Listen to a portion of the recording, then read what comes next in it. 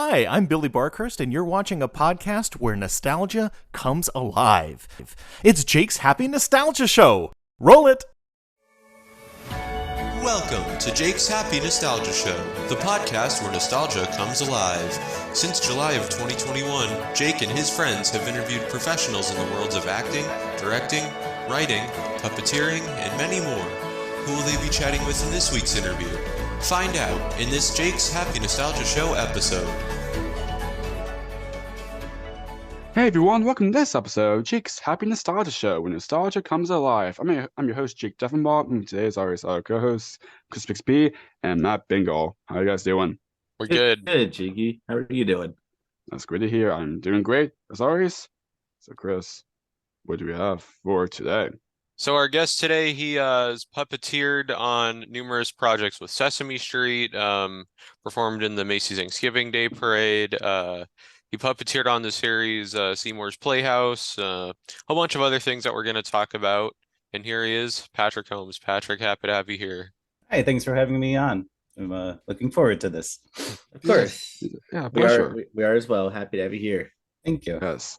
Of course. So in your own words, could you kind of introduce yourself a little bit and what you do? Sure.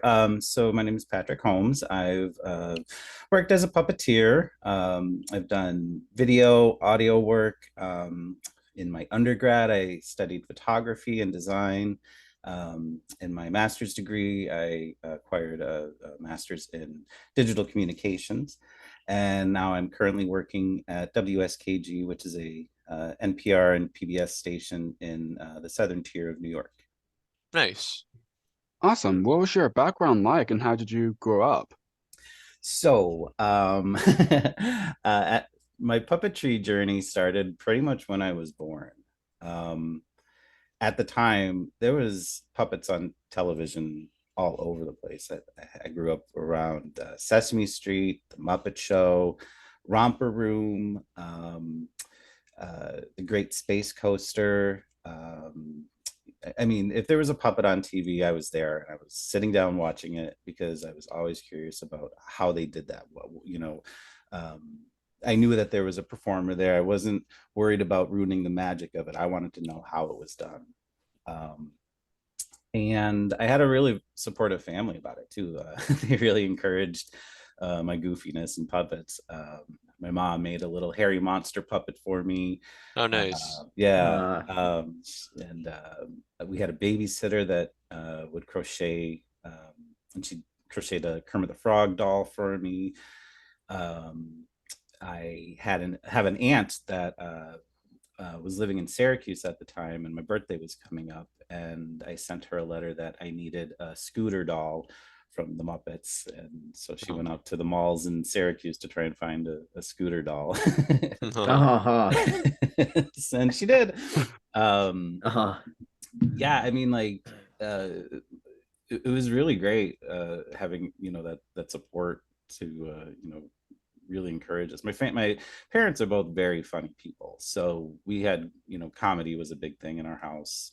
I grew up with Saturday Night Live. And my dad would let me watch The Gong Show. I don't know if you guys are familiar with The Gong Show at all. Yes. So, my uncles were big Three Stooges fans, and anything. I mean, and my aunt also, who got me the scooter doll. She also was involved in communications, and she kind of taught me through osmosis about television and movie making.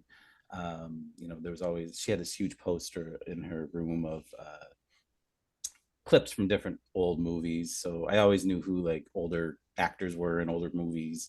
But yeah, and I had, as any Muppet puppet I could get at the time.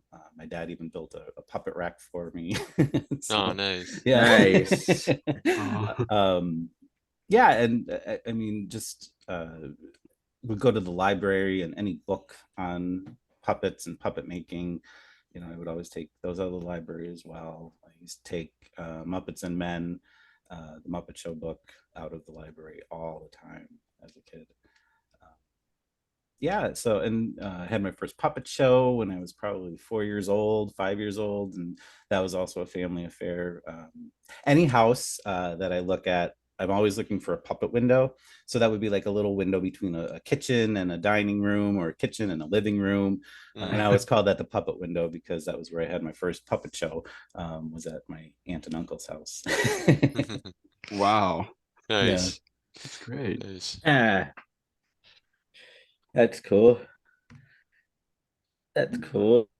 So you kind of touched up on it a little bit, but how did you first get into puppetry? Um, I mean, of course I would get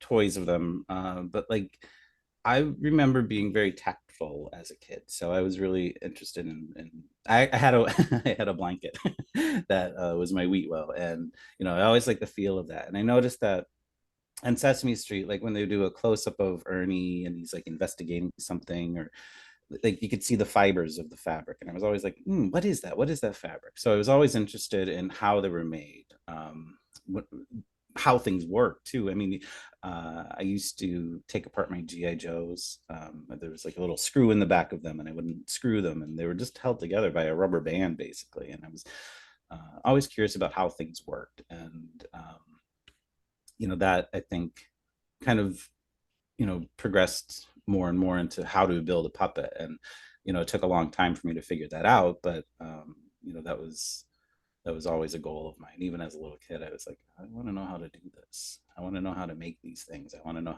how they work, and it always just seemed like the Muppet performers were always having so much fun together, and I really, really liked that element too. That there was a collaborative camaraderie between them, and it just looked like something you wanted to be a part of, and so that was my inclinations towards it. I mean, I would even take, I would turn anything into a puppet. Like if I was bored at like some dinner, I would take the edges of the tablecloth and just start turning it into a little puppet. And I was like, oh, this looks like something from Dark Crystal or something. And I would, in the yard, I would take leaves and turn them into Fraggle hair, and That's cool.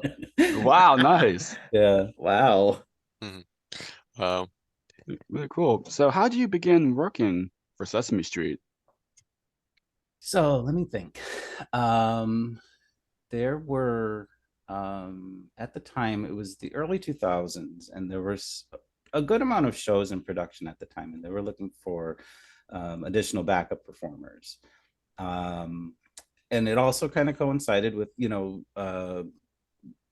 after undergrad, I was doing some different kind of work, and I was also, there was some loss in my family at the time too. So it was a wake up call that, life is short. I got to pursue dreams that I want to pursue. And I was like, I'm doing the puppets.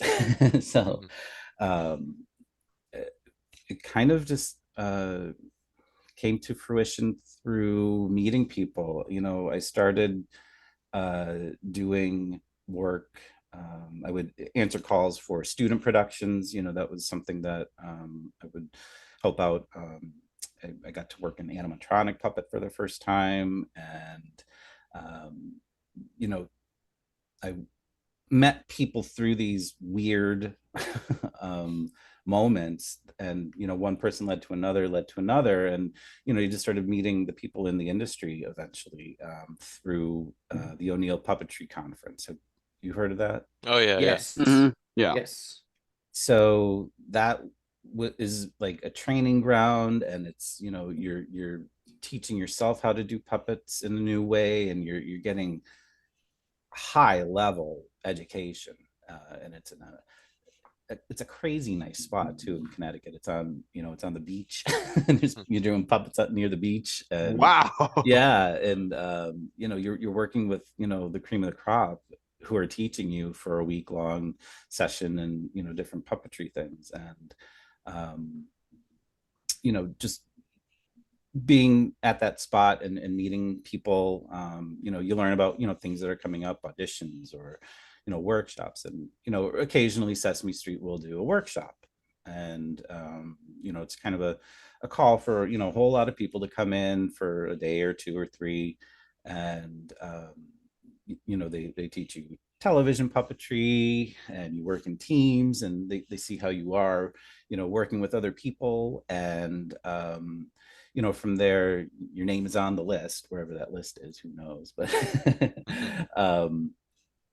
and yeah, it was just at that time, there were other shows in production, and they needed some additional backup Muppeteers, Muppet performers, and just through persistence, I guess you could say, and sometimes it's dumb luck, and sometimes it's a thing of being in the right place at the right time, and also studying, and where these opportunities are coming from. So that was my first entry into Sesame Street, was through the workshops, basically.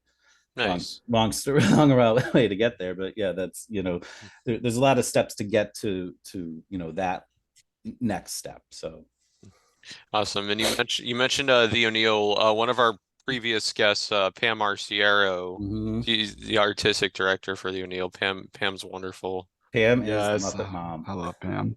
Yes, Yes. she's a light in a sea of darkness. Let me tell you, Yes, she is. Yes, she is. She was wonderful. Yes. So before getting to work on Sesame, what was your familiarity with the franchise? I mean, I grew up with it. It was a constant in my life. I came from a time when there was still only 4 channels on the air. So I had PBS, ABC, NBC, and CBS. We also, so I grew up in Scranton, Pennsylvania, which is north of Philly, and we also got a New York station, WPIX Channel 11 from New York City, and that channel had a locally produced show called The Magic Garden.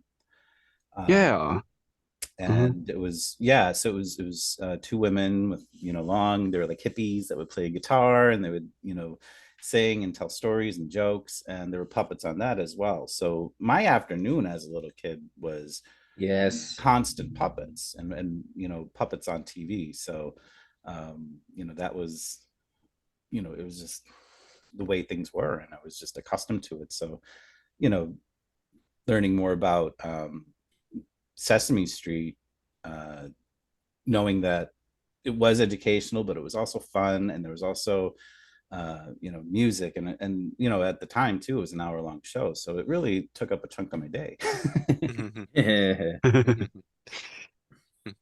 Definitely. So now, growing up, who were some of your favorite Sesame Street characters?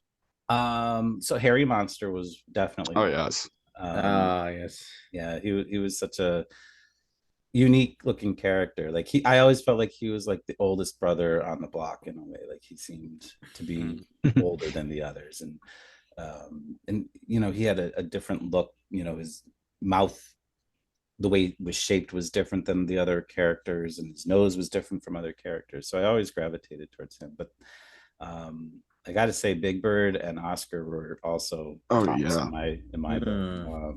And I knew that Carol Spinney was doing both of them, as a child, and I was like, that can't be possible. Like, it took me a very long time to say, yeah, I guess he is doing them both. And I just loved Oscar in a trash can. Like, any trash can in my neighborhood, I was like, is Oscar in there? Is Oscar in there? And that was the magic of it, because there's trash cans everywhere. So maybe Oscar's in there. It's got to be in one of them. One of them, exactly. Definitely. And then, I loved Big Bird. I think I really fell in love with Big Bird during the Christmas Eve on Sesame Street. It's amazing. Love that special. Amazing One of my special. absolute favorites. It's so well written. It's so well acted. It's such a simple concept too. Like, how does Santa get down the chimney? Yeah. And the level of anxiety and insanity that Oscar throws into the whole neighborhood about is just, it's a time bomb, poor Big Bird. And I love that he referenced his giblets, and I love that he had the little cold icicles hanging from his beak, and Yeah. it showed that his character is very dedicated to something so innocent, Yeah. and that just really has always stuck with me. Oh yeah. Yes. Definitely. Yeah. And it's funny that like Oscar is trying to find like where Big Bird, and he was like, "It's me, Oscar. Come back." Yeah. He calls Yeah. him a dumb turkey, and it's just for a kid, like, that is so funny, because that what Big Bird is doing is lunacy, but as a kid you're also like, yeah, I gotta figure this out too. So it's such a good story. It's such a good special. Absolutely. There's one particular scene I remember from that. It was oh god, it was when they were at the train station as they were heading back. And Jakey, and Oscar just calls him all his names, and you just don't hear it because the train goes Exactly. Yeah. That's It was so such a good moment, and you want to know what he's saying, but you kind of don't want right. right. You kind of don't. Exactly. Not if you're a kid. Maybe if you're an adult. Maybe you can figure some of that stuff out. Exactly. Definitely. I was just gonna ask, other than the Christmas songs, did you have any other favorite Christmas songs? God, I'm getting all confused now. Did you have any favorite Sesame Street songs? Yes. I always loved I Love Trash. Yes. And then if I can say it right, Apkadefki Jekyll Monoquer Stuix, I thought was a very funny song. They also had a disco album when I was a kid, and I remember that being kind of eerie. I was like, ooh, this is like, what is this? But and they did disco versions of C is for Cookie or whatever. But there was also a sketch on the show that I loved as a kid. It was very feminist, and it was about women can do anything, and they could be doctors, and they could be whatever. And at one point, there's an astronaut, and she blasts off into space, and you can see the bottom of the puppet and everything. But like, that song was just so fun to me. And then I think my absolute favorite, though, is There's a Hole in the Bucket, Dear Liza, Dear Liza. That was probably one of my favorite bits on Sesame Street as well. Definitely. So Great now songs. Actually working on Sesame Street, what was the overall feeling like, getting to meet and work with everyone for the very first time? It feels like the biggest responsibility that you could ever imagine, but it's also a very magic place that you get to be a part of. And it's like, you have to carry this legacy, but it's also like, have fun with it too. So it's very interesting dichotomy, I would say. And the people are so welcoming. My first few jobs with it, the first one was an outreach video, and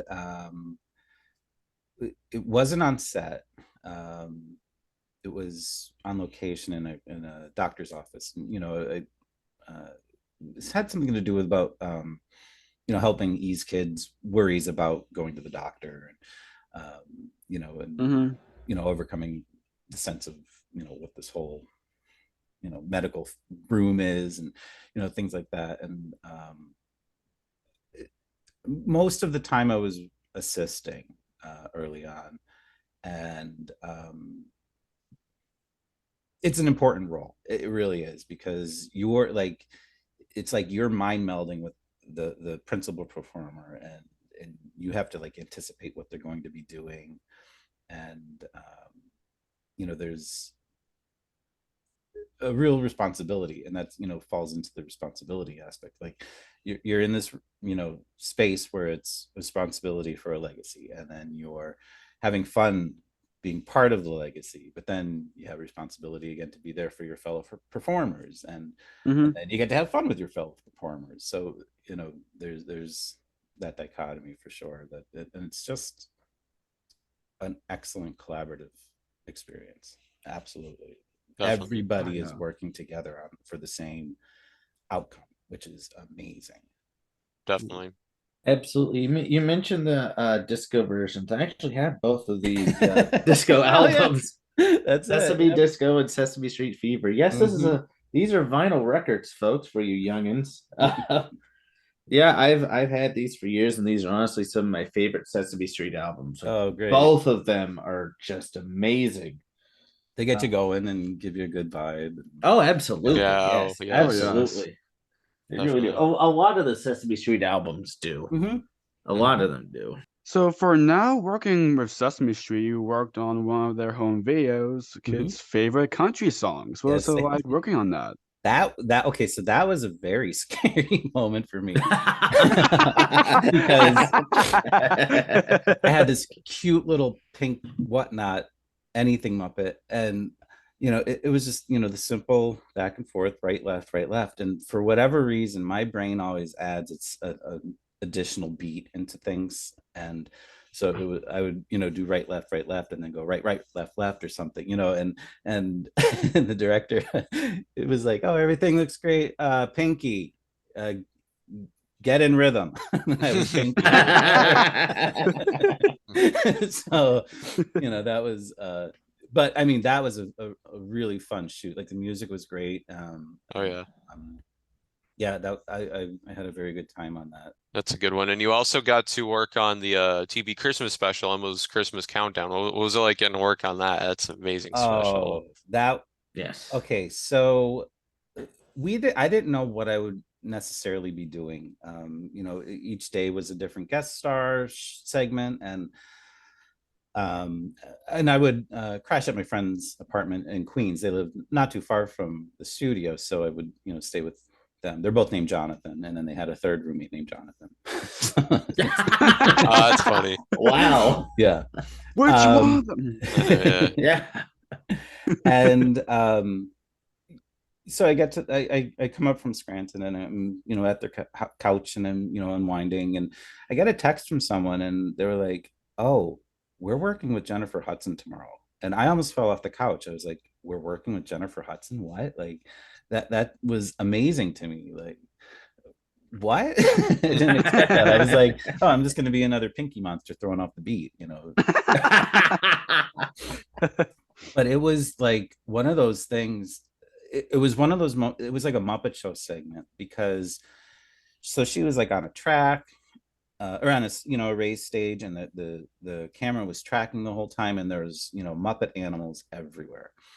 And I was this little, I think it was a pink bird, actually, a pink character, and it was a bird, and I was in front of her, and I was like,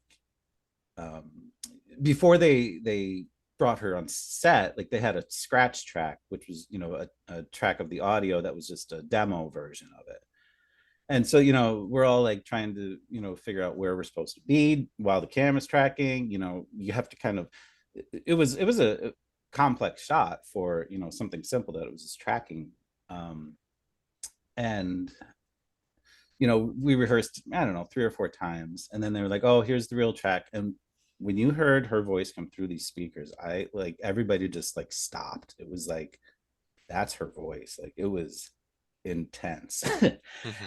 And she does finally come down, and she's super sweet, super nice, super like just mellow. Like, I was like, oh, she's Jennifer Hudson, she's an Oscar winner. and she's so nice, and we run through it a couple more times, and at one point, like, I noticed, oh, she's wearing a pink dress, my bird is pink, and I said, oh, we're wearing the same outfit today. And she's like, what? Oh. Because we were both in pink. And yeah, it was like a Muppet Show moment, because everybody, again, it's all about collaboration. Everybody's working together to make sure that this shot is great. And I think we did it 3 times, and we were out, and it was so cool to do that. And then I came back another day for the end. There's like this, it was like a cartoon version of the Sesame Street set. Yeah. And it like rotated, like it was so yeah. And I was some random monster that was just back in the chorus, but like I think, if I remember correctly, another puppeteer named Andy Hayward, he was my character the day Oh yeah, wow, before. nice. I love Um, Andy. We actually talked to him Love like Andy. a couple days ago. So yeah, oh good. He was he's the wonderful. character I did. Like, so I was like, so I had to match his movements from, how he was doing his character, for just the background, again, collaboration. You have to, and get it nice and right and make it pretty. So yeah, it was a very fun shoot, very fun. And Nice. Certainly is another wonderful special that Sesame Street did. Oh yeah. Now, Sesame Street's also been known for doing a lot of outreach projects. The two that you worked on were Learning is Everywhere and Here for You, which actually we just yes. watched before. Which actually we just watched before we taped this. Oh wow. Um, Yeah. yeah, Learning is really, everywhere. really, really great. Um, Learning is everywhere was a really fun shoot. It was a small group of us. It was myself, Ryan Dillon, Kevin Clash, Matt, and Leslie. And that was the first time I got a puppet of my own, quote unquote. I think I did a scratch track to it, but I think Kevin looped the voice for it. Was a penguin later on. And but that was like, oh, I'm being a penguin now. Like, this is, Muppet penguins are also a big responsibility. So, but I also got to right hand for the count, which was, Oh, nice. Oh, wow. Nice. I mean, that I was like, whoa, this is Right. and they were like, and he does it like this: 1, 2, 3. I was like, oh, okay. Okay. And so, and I have a picture of myself from that day, and I was like, by the end of it, I was just so like, what have I gotten myself into? Yeah. Like you could see, like I was like, oh, but no, I mean, that was another. Oh, I think there was another puppeteer. Paul was there, I think, too, that day. But and Paul McGinn, yeah, McGinnis. McGinnis, Guinness, yes. yeah. So yeah, I mean that was that, and what was interesting about that was shot on the Sesame Street set. They were redoing the set at the time, so it wasn't actually built on set. So it was just a a blank canvas basically. So it was almost like working in a limbo set in a way. Nice. And yeah, here for you is a good one too. I know that's the one you mentioned earlier, the one where you were in a hospital. Mm-hmm. That one was a really good one. Oh yes, Joey Mascherino. Oh my gosh, he did. Yeah. Great for Chester. Oh my gosh, and and Danny. Oh yeah, the kid in there that talked to Like, Elmo in that one scene. That was that was so sweet. And he hung out a lot of the time too, and it was like, it's that thing where you're like, oh, this is why we're doing it. That really struck me, that these are the reasons why we do it, is for for kids out there that are in certain situations. So you also performing for the Macy's Thanksgiving Day parades. What was it like performing for those parades? That was wild.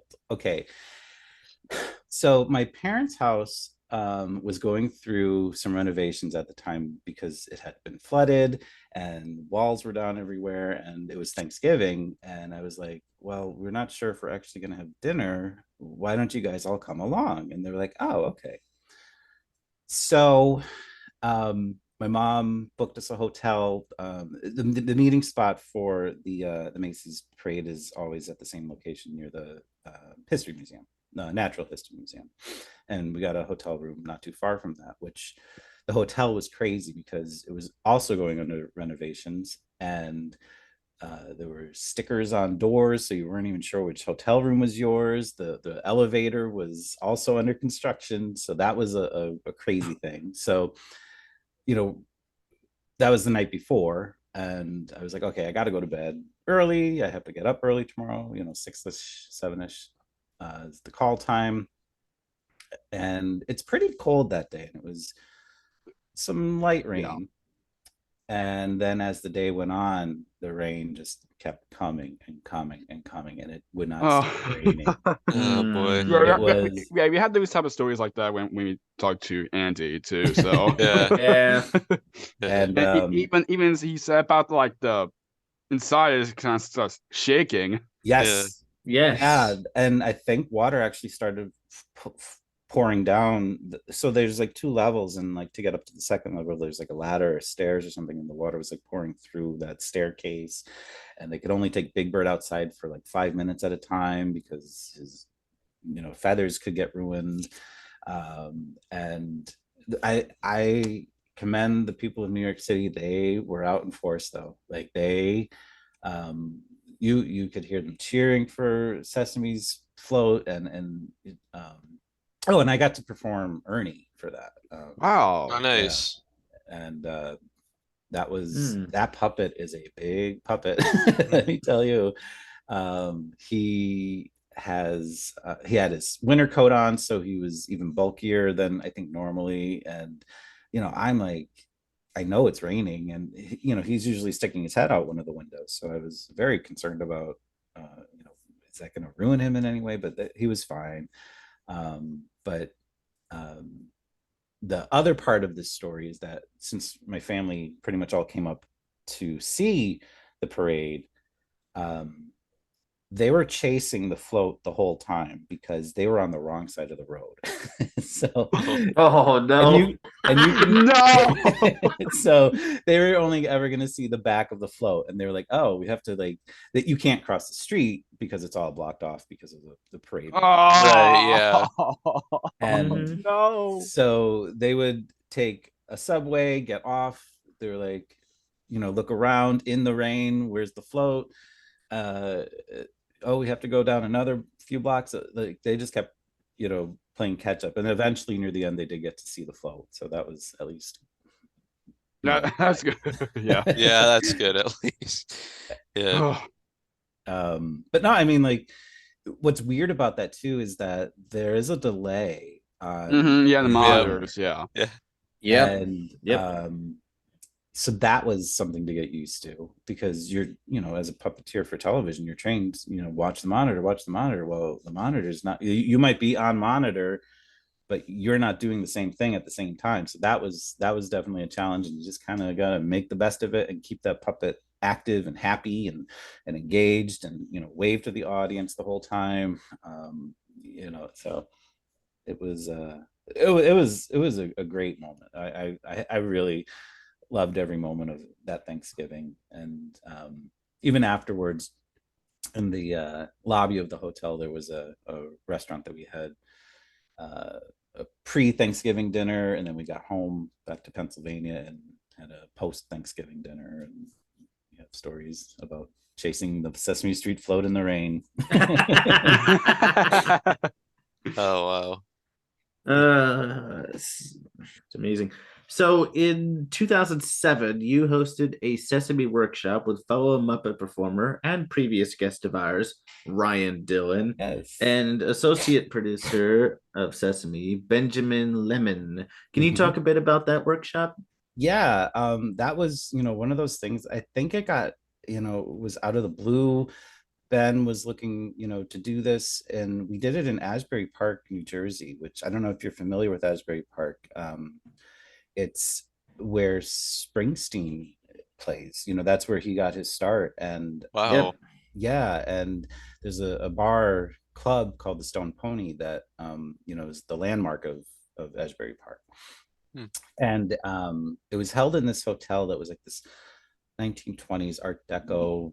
It was a really cool hotel, and I guess they were doing some sort of film festival. I think it was a film festival, and I think our cutoff age was 12 years old. So we were working with little kids, showing them how to do monitor work.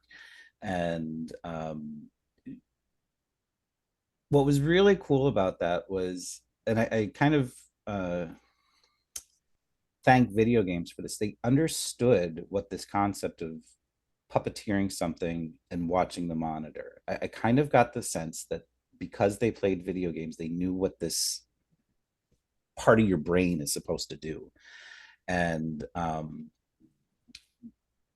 that was, you know, I asked them about that, and I was like, you know, is it kind of like playing a video game? And they're like, yeah, yeah. And I was like, oh, okay. So that was kind of like the in. And then, you know, we had just a whole bunch of little Muppets that we made, puppets, I mean, that we made.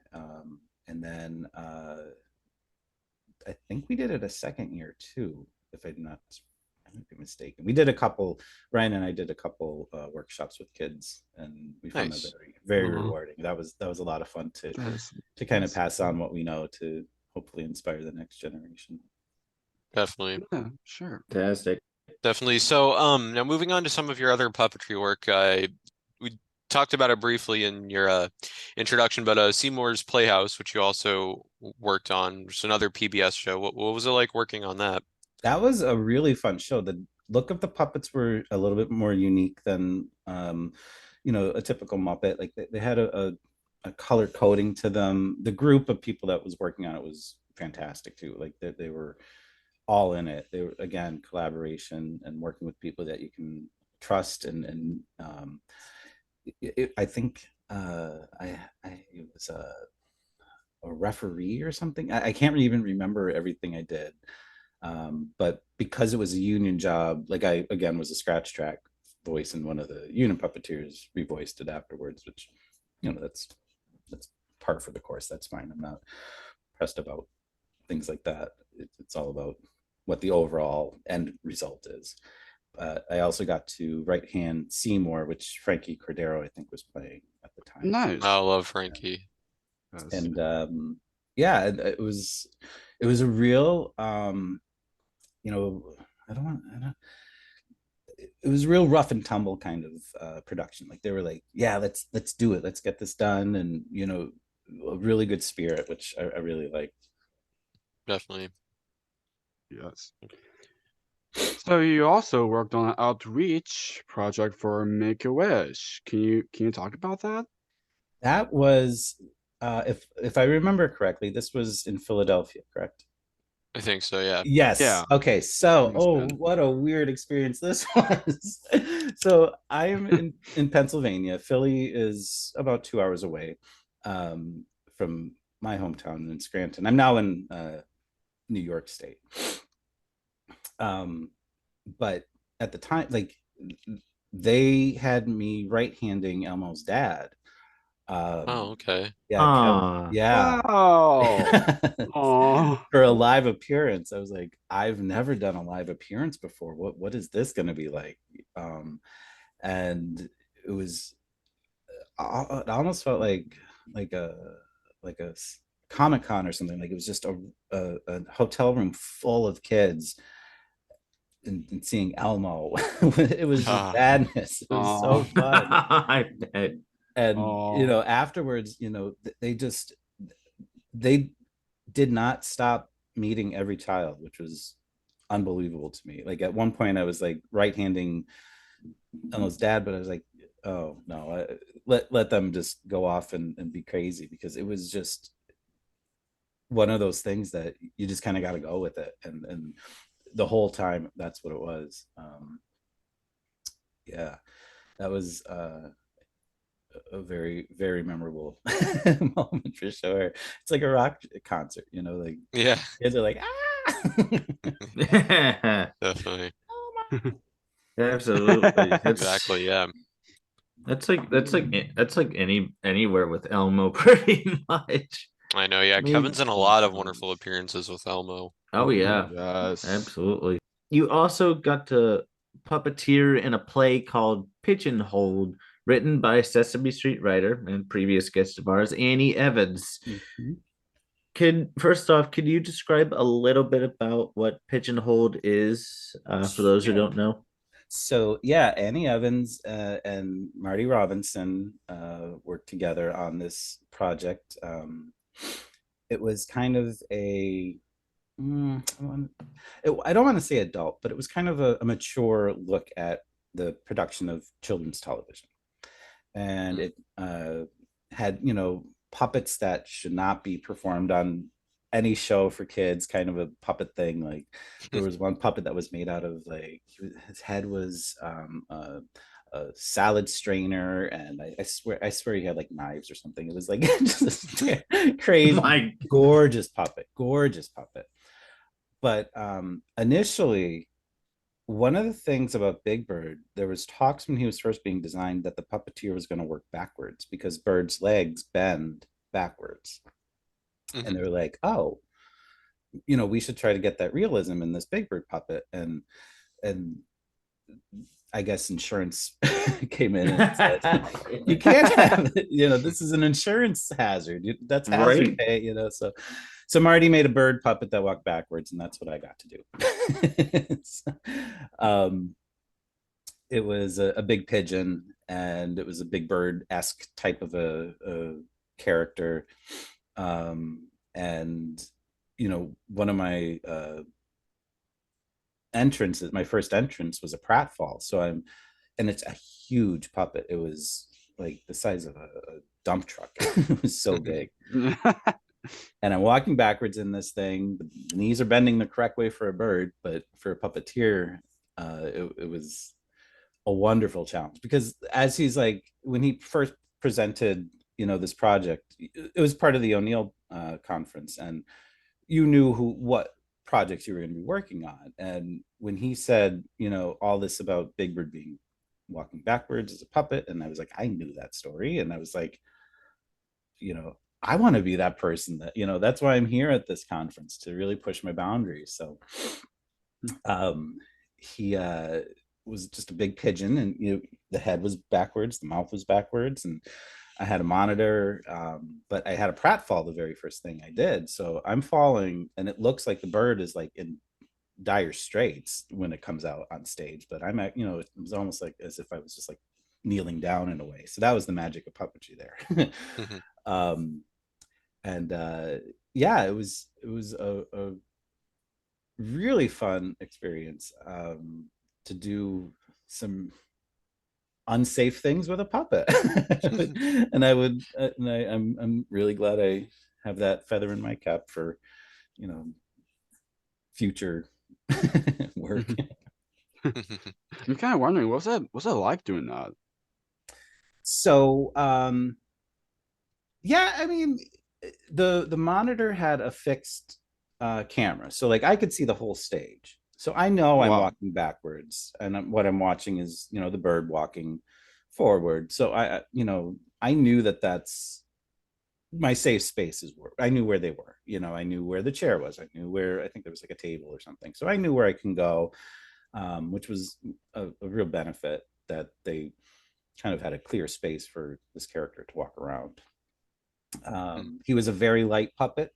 The inside of him was built with like L200 foam. The fabric on him was also a very light foam. So he's a very light puppet to work in. But the front of his feet are the back of your heels. So that was a little bit, I think, the most, even just not even in looking at the monitor or anything, like just wearing this costume, you're like, that was more jarring to me than anything, was having feet going backwards on my feet. So now, most recently, you puppeteered on the children's series Monica's Mixing Bowl. How did that come about? That was a really fun project. It was again an independent project too. And one of the things that was really interesting, they had a choreographer on set, and she understood dancers, and she was working on being a choreographer for puppets in this instance. So anytime like she would like know what her feet were doing, she would like pretend you have feet on that puppet doing it.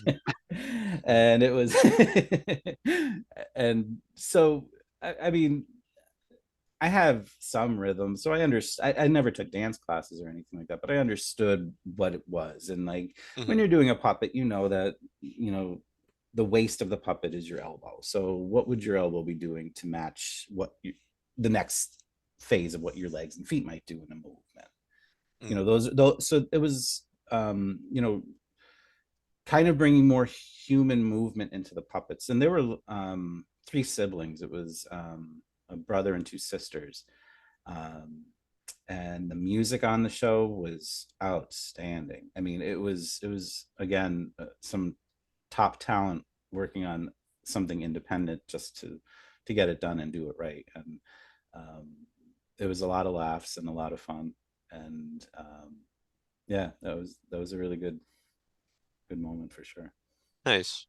So aside from performing puppets, you also worked as a puppet wrangler on the series It's a Big Big World. Can you talk a bit about working on that?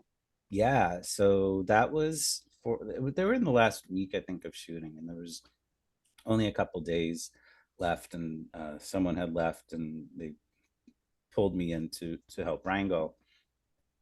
Hmm. And I'm thrilled that they did, because I never saw puppetry like this before. It was the combination of Muppet and Bunraku style puppets. Hmm. It was all Yeah. blue, it was all blue screen. Mm-hmm. And and I love the growing up with Star Wars and Star Trek and sci-fi in general, just having virtual backgrounds as a place to play a scene. I would have loved to have been able to work on the show a little bit more in some capacity, but so high level. Like, that was such an interesting approach to doing television puppetry. Yeah. Bringing in digital and video and old styles of Bunraku is such an old way of puppeteering, and it worked so well with these characters because they were Yeah. monkeys and sloths and turtles and birds. Mm-hmm. And the show is wants to be more to like environmental kind of Yeah. show, which Yeah. which I like for having that type of show like that. And There's not a lot of shows like that, so.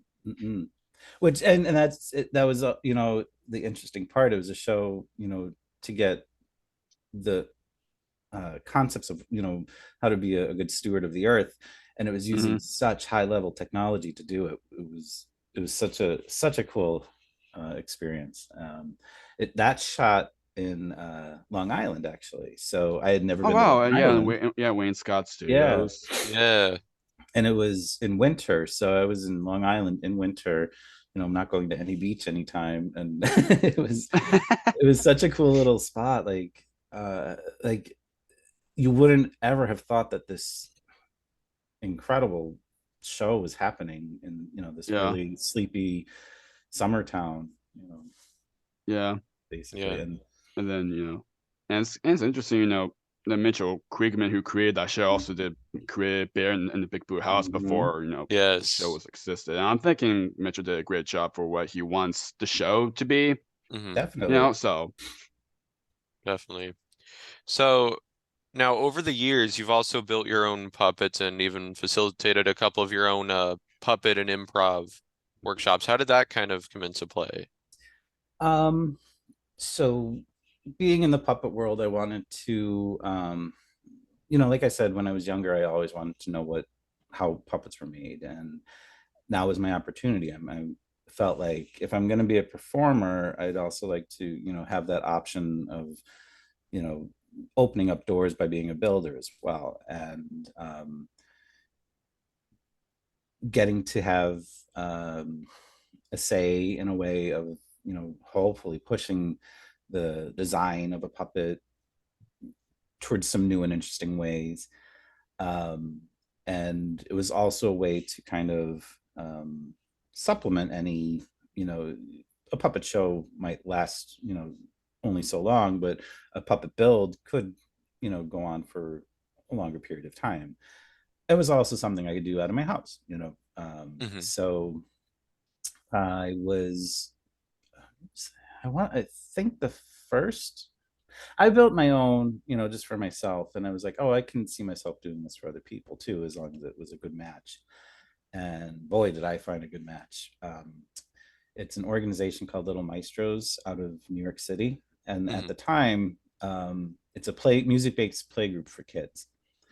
And they write their own songs, and they have classes Monday through probably every day, actually. And they had recorded a CD, and on the CD cover there were some puppets that had been built already for them, and they wanted to expand their character base. They wanted to try and grow their brand with characters. And the owner of the company, her name is Marnie Connor, she was looking for puppet builders, and I think, if I remember correctly, someone referred me to them. And I wish I could remember, but it was so long ago now. And I was like, oh, okay. So I met with her, and she had amazing ideas for characters, and that totally fit what puppets could do. One of the first puppets that I built for her was a bargain genie. So he was a genie that lived in a soup can that had a newspaper for a turban, and he would grant you wishes, but they weren't necessarily quite on the mark. And I was like, oh, how am I going to build this? And she and I met, and I would sketch up things, and I went back and found materials to work with, and ways to make it work. And I did like image transfer onto fabric to make the newspaper turban, because I was like, well, a newspaper isn't going to last as a puppet. Like that'll get ruined really, really quickly. And I made a soup can out of metallic looking fabric, and I delivered it to them, and they loved it. And that became a ongoing collaboration with them for a number of years. And Nice. Yeah, it was and then, I mean, there was also other puppet building jobs within that, but that was the first, and it was off to a good start from there. Very nice. So you also worked as a costume dresser for some of the other children's icons, including the Teletubbies, specifically for their 10th anniversary PR campaign all throughout New York City. Yes. What was that like? That was the best job I've ever had. Really? Wow. That Joe Hennes from Tough Pigs. Do you know him? Oh, Yes. yes, of course. Yeah. I think so. I think Yeah. So he worked at Ragdoll, which was the production company for Teletubbies, at the time. And he contacted me, and he was like, hey, I don't know if this is in your wheelhouse, but I thought you might like the gig anyway, because it sounds really crazy. And I was like, okay. He's like, they need a wrangler for the Teletubbies. And I was like, what? I'm gonna wrangle a Teletubby? And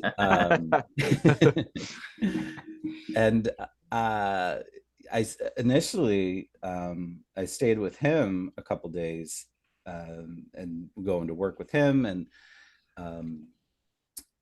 the first day of shooting, I met the other wranglers. They had two wranglers from the UK, and then Michelle Hickey from Sesame Street was also involved with it. And each of us had our own Teletubby to dress. I was working on La La. Oh, nice. Oh, which you previously interviewed Nikki Smedley. Oh, okay. So wow. Yeah, so we were at the train station in New York, and they were like laid out on a platform where we were away from the crowds. And the first thing I did was, okay, so the two wranglers from the UK. So this is what we do. The first thing we always do is we brush out the Teletubbies fur, and they have very, very thick fur, which I did not expect. And so we would brush that out every day, and clean up there's screens. Sometimes the stitching would come undone, so I would have to fix up some of the stitching. And then the performers would come out and get into the bodies, and you would help them put the foot on, and they would wait until the very last moment to put their heads on, because those heads were so heavy. And when we were attaching the feet, we would use these little stick guns that pulled the cuff of the pant leg down over the shoe, and put the gloves on them, and then you would have to walk them downstairs. And there's, I think it was New York Daily News was there, that's this day, and they took a picture of me walking Lala down the stairs. So I was in the newspaper walking Lala. And then I was like, okay, this is what I've gotten myself into. I'm actually wrangling a Teletubby. It's not just dressing, it was like protection. Like you wanted to make sure that they didn't fall, trip. Their field of view was so low that you really had to guide them the whole time. And that was a huge responsibility, and it was a lot of fun because we all knew that this was crazy. We all knew that what we were doing was going around to all of these different locations throughout New York City with the Teletubbies. We were on a ferry going out to the Statue of Liberty. We went to the Apollo Theater. We were on the Today Show. We were at, there was in Union Square, there was a record store that was having a Teletubby Day, and there was a band that was, I don't even remember the name of the band. They were just emerging at the time, but they were huge Teletubby fans, and they were performing for the Teletubbies, and the Teletubbies were dancing with this band. And we went to F.E.O. Schwartz at the time. And one of the other elements of it was that it was,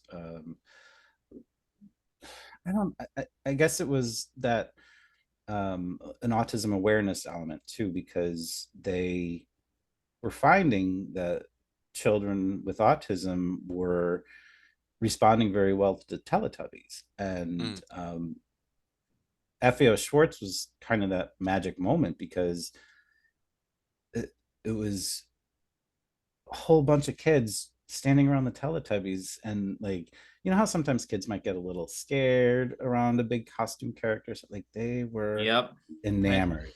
It was I was like, oh, again, this is why we're doing it. And that happened a lot in my puppetry careers. Like you get the real sense of, oh, this is why we're doing it. Yeah, definitely. Yep, I used to be afraid of like those big characters when I was a little kid, so I know what that's like. I know what it's like. I love them now, but I was petrified of them when I was a kid. I guess because they were so big and I was so tiny. I guess looking back. yeah, Teletubbies. It's a really good series. It was, and it was so much fun, and like just to get to know the people behind it really made it an impression on me for the long haul. Like, they were a dedicated group of people that loved what they did, and that was so rewarding. Definitely. Oh, that's amazing. Thank you for sharing that. Yeah, definitely. So moving on from puppetry, you worked as a digital marketing specialist for Penn Foster Group for several years. Can you talk a bit about your experience working? Yeah, Penn Foster is a very interesting place. It initially was called ICS, International Correspondence Schools. And back in the 80s and 90s, do you know Sally Struthers from All in the Family? Oh, of course, yes. Yeah. So she was the spokesperson for them. And some of those old videos are still out there on YouTube of her. Do you want to make more money? Sure, we all do. And there would just be like this cascade of different majors that you could enroll in, TV, VCR repair, bookkeeping, child daycare, and but it was a way to educate people who didn't have the time to go to class, and they could do it on their own time. And Penn Foster has since, grown leaps and bounds since then. They've had they've acquired a couple other schools and partnered with other schools now, and they're, I think, really making a difference, especially for high school people that can't go through the regular high school system or missed out on high school. That's one of their big push, in education. So they make education accessible. Definitely. Awesome. Definitely. So you also worked for the improv comedy group. Here we are in Spain. Oh, First yes. off, what a name for an improv group. First So, off. as a puppeteer, there's a lot of different skills that you want to kind of hone in on and get under your belt. Uh, Music, singing, art, photography, color, acting, and I definitely list improv as one of the top things you need to do. Oh Improv is a yes. great way to build collaboration, camaraderie. It's an excellent way to understand how scenes are developed, how scenes are built. It also helps with character, you know, and it's also about the forward momentum of scene building. Like anytime, if you were to do an improv scene and say, no, well, get off the stage, you have to just keep plugging through somehow. Um, yeah, so this also happened in Scranton. My improv teacher, his name was Chris Barnes. He had done some work on Second City in Chicago, and then he was in LA for a long time, and then he came back to his hometown, Scranton, and started a school, an improv school, and the the teaching and the education for improv that we got was outstanding. It was so good, and you know, of course, when you go through an improv classes, you tend to build relationships with different people, and the school started to change a little bit, and you know, some groups of us started to have our own offshoots, and we did improv for a number of years, and yeah, and it was an excellent training ground, and it's an excellent art form to kind of hone other skills as well. So yeah, if you're interested in puppetry, look into improv as well. Absolutely. Oh yes. As a puppeteer myself, I cannot agree more. Mhm. Oh, Very important. same here. Absolutely. So now, currently, you mentioned again in your introduction working with WSKG and ADC Innovations. How'd you begin working for them? So WSKG is the uh, PBS NPR station in southern tier of New York and some parts of Pennsylvania. Part of going to, I got my master's degree in digital communications, and that covered, you know, things from marketing, digital, um, everything digital, basically. And it was an excellent experience, and that was through Syracuse Newhouse. And WSKG was looking for someone to help with their website. They had a WordPress website that was built but wasn't fully built, and there was also an upcoming project between NPR, PBS, and member stations throughout the country of creating a new website, CMS. So I was hired to help kind of facilitate that process of migrating from the WordPress site onto these new platforms that were being developed.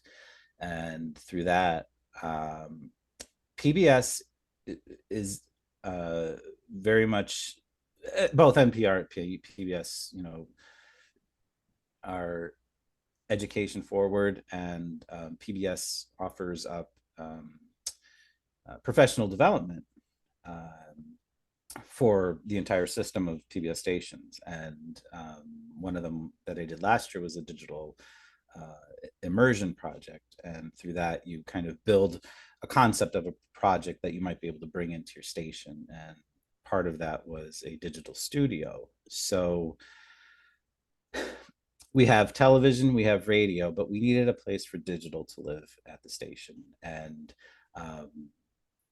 throughout the last few months, that was a big project that I've been kind of spearheading, working with, you know, collaboration again. It involved all different departments to build this digital studio, and now we're able to spin up a podcast in a moment's notice. We can hold political debates for local elections. We can have news as a digital first platform on YouTube or TikTok. We can now also do sit down interviews with people in a digital space. So having a digital space in our station was really, really crucial, because that what we're doing right now is digital. Of course. Broadcast has its place for sure, but audiences experience content in very different ways now. And WSKG, was and is very much an advocate for digital spaces. And it also helps, having this digital studio also helps open up more opportunities for the community to come in and kind of produce their own content that we can kind of help coach or facilitate. There's some possibilities in the near future with high schoolers doing their own podcasts, and we would help kind of coach them through the process. Nice. Yeah. Nice. Very nice. Awesome. So we've covered a lot of your past puppeteering work, but is there anything you're working on currently that you can share? Yeah, I'll tell you, I've been very happy with just that there's still people out there trying to make puppetry continue. And I've been very happy, having access to fabrics like Fuzzell and now that's F3 fleece. These new fleeces that are coming out are that makes me very happy because it's nice to see that there's still people out there that have the willingness to do that, and it's great to work with. And I have hopes of some mascot, if you will, for WSKG at some point. That would be, that's on my to-do list for sure. And I'm still building puppets, and I still love the art form. Well, definitely. Definitely. As do we. Oh, yes. As do we. So what would you like to say to those who have supported the projects you've worked on over the years?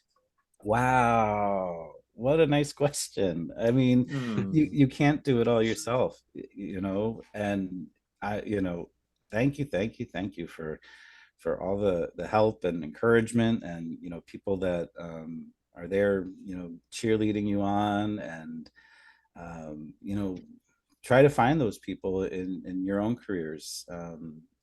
There's sometimes there's some that are not the best fit, and that's okay. Find the people that are the right fit, and there's a sense of intuition about this is the right direction to go, and people gel. And so I just want to say thank you to everyone that's ever supported this work. Yes, of course. Our pleasure. Our pleasure. So if people would like to connect with you, where can people find you? I'm on Instagram, and I'm still on Twitter and Facebook. I don't post too much, and probably could I don't even know actually. And probably Instagram is probably the easiest way to find me.